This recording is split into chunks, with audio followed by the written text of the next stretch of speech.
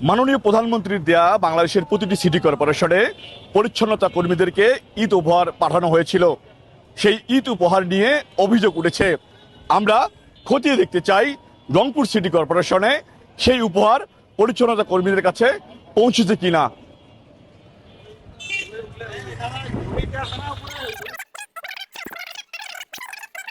আমরা এখন সিটি কর্পোরেশনের যে ভবন রয়েছে, যেখানে এই বর্জ্য ব্যবস্থাপনার শাখা রয়েছে, সেই বর্জ্য ব্যবস্থাপনার শাখার প্রধানের কাছে আমরা যেতে চাই যে আসলে সিটি কর্পোরেশনের যে উপহার দেওয়া হয়েছিল, মাননীয় প্রধানমন্ত্রীর যে উপহার, সেটি তারা কিভাবে দিয়েছেন, সেটির কোনো তাদের কাছে কোনো ডকুমেন্টস আছে কি না, সেই বিষয়গুলো দেখার জন্য সরজমিনে আমরা রংপুর সিটি কর্পোরেশনের এই যে বর্জ্য ব্যবস্থাপনা অর্থাৎ মিজানুর রহমান মিজু বর্জ্য ব্যবস্থাপনা কর্মকর্তা অঞ্চল 1, আমরা তার সাথে কথা বলতে চাই যে আসলে মাননীয় প্রধানমন্ত্রীর যে উপহার সেটি তারা কিভাবে দিয়েছেন। আমরা একটু আপনার সাথে, আমরা গণমাধ্যম কর্মী, একটু আপনার সাথে কথা বলতে চাই। মাননীয় প্রধানমন্ত্রীর যে উপহার, সেই উপহারটি নিয়ে অভিযোগ উঠেছে। আপনি কি আমাদের একটু দেখাতে পারবেন যে আপনার যে উপহারটা দিয়েছেন সেখানে আপনার পরিচ্ছন্নতা কর্মীরা পেয়েছে কিনা এবং তাদের সই আছে কিনা, এটি যদি আপনাদের একটু দেখান। আমরা মাননীয় প্রধানমন্ত্রী মহোদয় যে 5,000 টাকা করে ঈদুল আজহার যে উপহার দিয়েছিলেন, আমাদের 855 জন কর্মীর মধ্যে সুষ্ঠুভাবে আমাদের বিতরণ করা হয়েছে। আমরা একটু দেখতে চাই। আচ্ছা, সেটা আমাদের তারা টাকা গ্রহণ করছে, করার পরে মাস্টারের টিপ দিয়ে গেছে, সেটারও আমাদের কপি আছে। একটু যদি আপনাদেরকে দেখাতেন।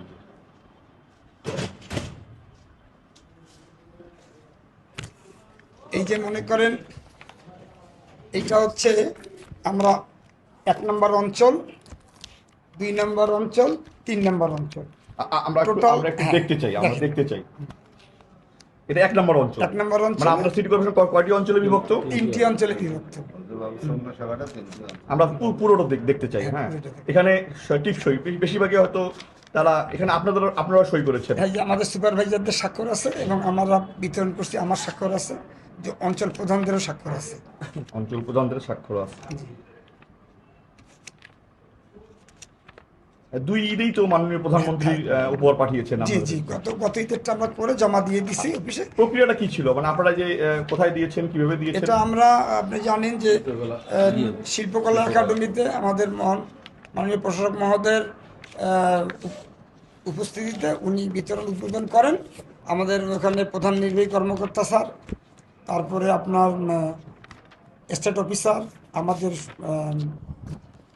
আবার আমাদের প্রধান বর্জ্য কর্মকর্তা, হ্যাঁ, এনাদের সকলের উপস্থিতিতে আমরা সবাই থেকে এটা বিতরণ করি এবং প্রত্যেকটাই মনে করেন যে বিতরণ করা হয়েছে।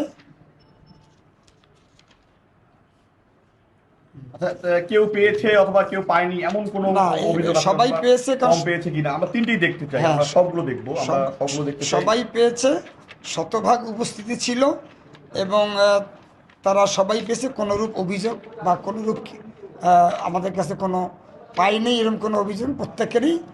প্রত্যেকের সুপারভাইজার আইডেন্টিফাই করেছেন প্রত্যেকটি কর্মীকে এবং তারা প্রত্যেকেই এখান থেকে গ্রহণ করেছেন। আচ্ছা, এখানে হচ্ছে 261 জন। 261 জন। এটা হচ্ছে কত? অঞ্চল 2। অঞ্চল 3 এ রয়েছে 219 জন। এবং অঞ্চল এটা কত? অঞ্চল 1 এ রয়েছে 375 জন। 375 জন। এটা যোগ যদি করেন আপনি, এই যে আপনি দেখেন, আমরা এটা আমাকে বলবেন যে কতজন সুপারভাইজার যোগ করে? এটা যোগ হচ্ছে 42,75,000 টাকা। জি, মোট 855 জন। এটা আমরা দিয়েছি। এটা রেডি করছি ফাইল, এটা আমরা ফরওয়ার্ডিং আমাদের স্যার জমা দিই। কতজন এখানে উপস্থিত ছিল, কোথায় দিয়েছেন আরেকবার একটু বিস্তারিত? এটা আমরা দিয়েছি শিল্পকলা একাডেমিতে গত 25 মে সোমবার শিল্পকলা একাডেমিতে এটা বিতরণ হয় সকাল থেকে। হ্যাঁ, এটা সারাদিন ব্যাপী এটা সিরিয়ালি আমরা দিই।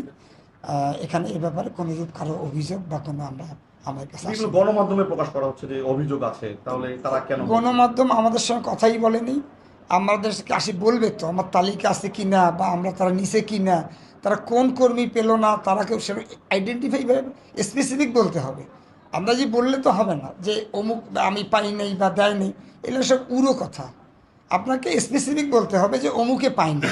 হ্যাঁ, তো সেইটা হচ্ছে অভিযোগ। আন্দাজি বলা যায় যে পাই নেই বা দেয় নেই, এগুলোকে ভিত্তিহীন কথাবার্তা। আচ্ছা, এখানে আমরা এখন কোনো পরিচ্ছন্নতা কর্মীকে পাওয়া যাবে কিনা, যদি আচ্ছা, একটু সহযোগিতা করতেন।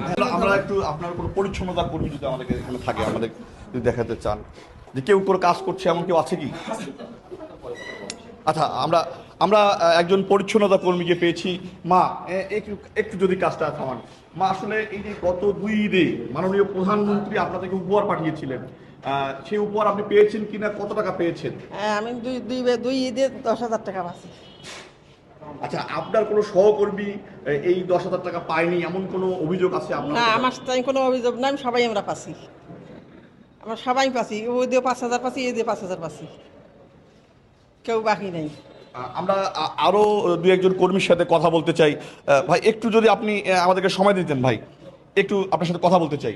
আসলে এই যে 2 ঈদে মাননীয় প্রধানমন্ত্রী আপনাদেরকে উপহার দিয়েছিল, সেই উপহারগুলো আপনি পেয়েছেন কি? কয় টাকা হ্যাঁ, আমরা পেয়েছেন? পেয়েছি। কয় টাকা পেয়েছেন? 5-5-10 2 দামে 10,000 টাকা দিছি। আচ্ছা, আপনাদের কোনো সহকর্মী উপহার মাননীয় প্রধানমন্ত্রী উপহার পায়নি, এমন কোনো অভিযোগ আপনাদের জানা আছে কিনা? জি না, সবাই পাইছি। আমরা অভিযোগ খতিয়ে দেখার চেষ্টা করলাম যে মাননীয় প্রধানমন্ত্রীর দেয়া যে এই যে বিশেষ উপহার, যেটি বাংলাদেশে আলোড়ন তুলেছিল, সেটি আসলে কিভাবে ব্যয় করা হয়েছে, আমরা সেই অভিযোগটি খতিয়ে দেখার চেষ্টা করেছি। বিভিন্ন গণমাধ্যমে এই বিষয়টি এসেছে, আমরা সেই বিষয়টি খতিয়ে দেখার চেষ্টা করলাম। আমরা আসলে তাদের কাছে যে ডকুমেন্টগুলো আছে তারা আমাদেরকে প্রদর্শন করেছেন। এই ছিল আমার কাছে রংপুর থেকে মাননীয় প্রধানমন্ত্রীর দেয়া সিটি কর্পোরেশনের যে উপহার, সেই উপহারের অভিযোগ নিয়ে সর্বশেষ।